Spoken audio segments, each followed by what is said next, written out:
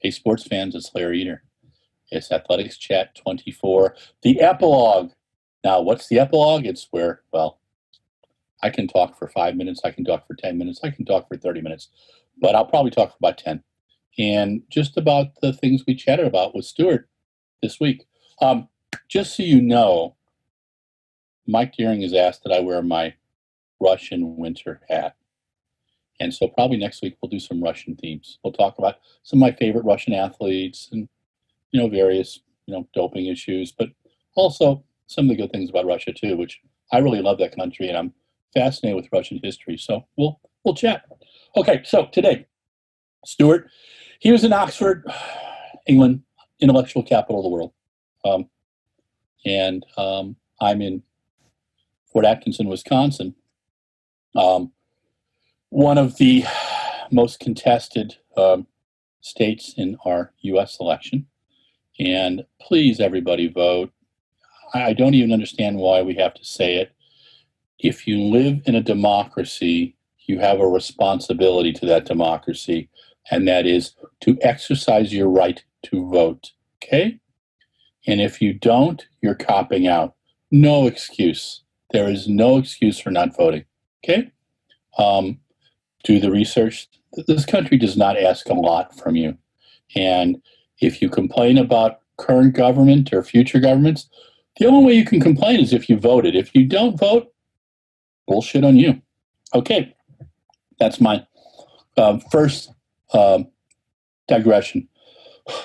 Let's see. Oh, and I'm drinking B-Power Kombucha today. I love this stuff. A couple times a week. It's good for you. It's healthy. Nathan Leeper.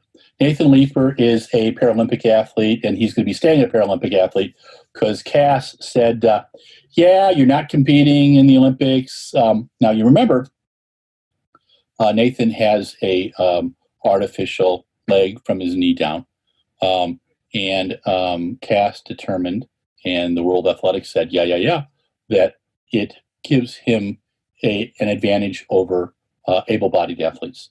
Oscar Pistorius was allowed to compete in lanes before he played with his 52 guns and was spending the rest of his life in jail.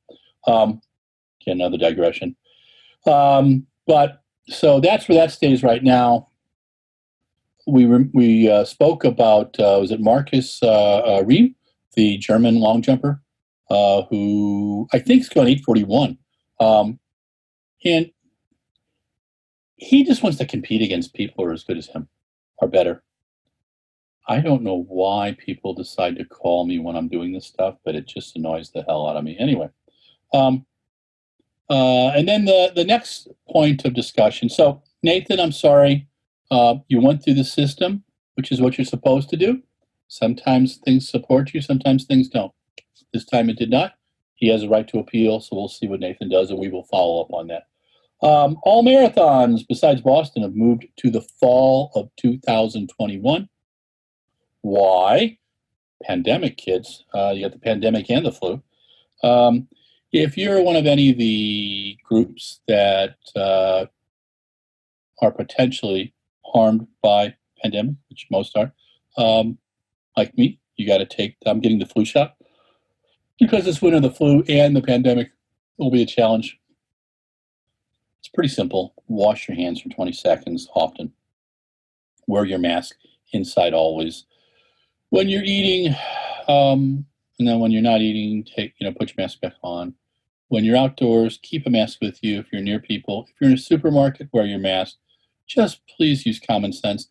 You may be healthy as a, hog, but would you please think about other people? That's what the new patriotism's about. Taking care of other people. We can have different political views, but you're not going to hell because you believe differently than me, okay? And I'm not going to hell because I believe differently. That's really not what the whole, what Jesus is about or Christianity. I hate to break it to you guys. So you got to kind of, pull your heads out on that stuff. Anyway, where are we at now? Oh, okay. So I was talking about fall marathons. Yeah, so most of the major marathons are in the fall. Reason being because they're hoping to avoid the pandemic and hoping to be able to get the big numbers back again. Boston's going to stay and try to be optimistic and keep it in the springtime. We wish them the very best. really comes down to is how widespread a vaccine can be. The athletes who competed in 2020 or athletes who did not compete in 2020, Stuart Weir did a fascinating survey. He interviewed 89 athletes. 47 of them competed this spring and summer. 42 did not.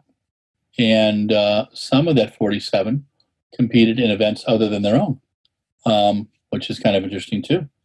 And but how do you learn from a season like this? We leave that up to the individual athlete.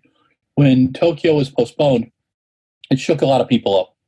And that's why I don't think that the fans understand or appreciate that we even had a season, that we had a partial season was pretty incredible. The meet directors, the officials, I just did a conversation with Larry thanking the track officials. They did an incredible job. At great stress to themselves and chances of getting sick. So thank you for putting on the meets that we got to watch, got to write about, got to enjoy, got to watch athletes compete at. Some athletes, 42%, about 50% of the athletes stayed dormant in 2020. What will they do in 2021? Well, we're hoping Tokyo comes off, but we think that they'll probably limit the audiences, limit the media. But let's just face it, putting 15,000 athletes in a small area for 18 days is this incredible petri dish of disease. And in a best year, people get sick. It's always happened.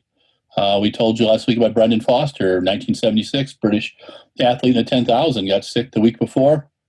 Stomach distress, bit of diarrhea. The guys don't get that. And in this, and at the very end, we hope that our friends at the IOC consider that, which we know they will. 2022, are we waiting until then? Well, 2022 has the Commonwealth Games, European Championships, and the World Championships. I really believe it's going to be until 2022 that everything gets halfway back to normal. I don't think we're going to be back to normal until 2024.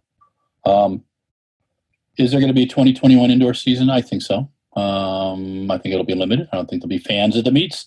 Hopefully there'll be media, but we'll have to see. I still question whether anybody's going to go to Nanjing for the World Indoor Champs. And I question whether people will be going to the Winter Olympics in 2022. But that's a different story. It's a day.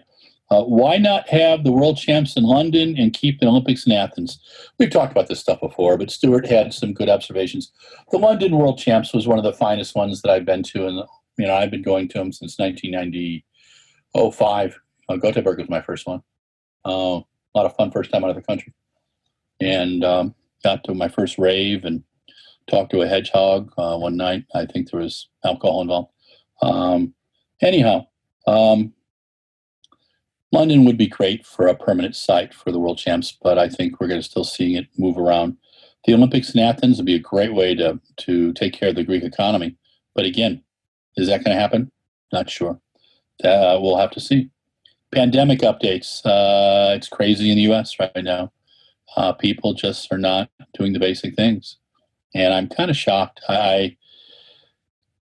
understand political differences, but wearing a mask has nothing to do with politics. And it's about taking us away from what really is going on. Wear a mask, don't wear a mask. Yes, you have the right to be stupid, but understand that in being stupid, you're hurting other people too. My mother hated that word. Actually, the word stupid was banned from the house. So in not thinking of other people, which is actually kind of a Christian precept, so it's just kind of, and other religions too. All the religions have one major thing together, which is to love one another. And in this political climate right now, I don't think Democrats and Republicans are loving one another. They're hating one another. It's okay to disagree. I disagreed with the President Bushes, but I thought they were good and honorable men. I disagreed with Ronald Reagan, but I thought he was a good and honorable man. Didn't vote for him. Didn't mean I wanted him to go to hell. Did not mean I thought that Reagan winning was going to be the end of the world. And people are coming up with this BS that if the other candidate wins, it's the end of the world. Democracy is always fragile, and it's something that if you actually listened in history class or political science class, you would know that there has been challenges to the American democracy before. You want to keep our democracy strong, then you vote. If you don't vote, you really don't have squat to say. Okay? No excuse. No excuse. Oh, the candidate's not good. Then run yourself. But just bring the Whig Party back. Do something. Okay? So anyway, pandemic. Yes, we are in a pandemic. So wash your hands, 20 seconds, 4 or 5 times a day at least. Wear a mask indoors all the time, except when you're eating, and outdoors when you're closer than 6 feet to people. And it's the winter; it's harder to stay apart from people. So just be careful, okay? A vote one time, not like Mayor Daley used to say, vote early, vote often. I always thought that was funny, but some people believe that now. Okay, so if you like RunBlogRun, Twitter, Facebook, Instagram. If you love RunBlogRun, subscribe on our YouTube station. We've got some really cool videos.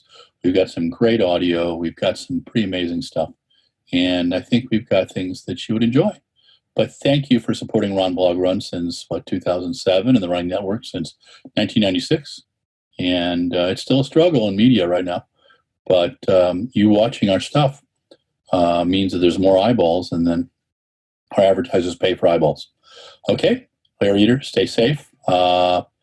Thank you for listening to Epilogue of Athletics Chat 24. Mike Deering, go have some dinner. Thank you again for putting up with me today. Talk to you soon.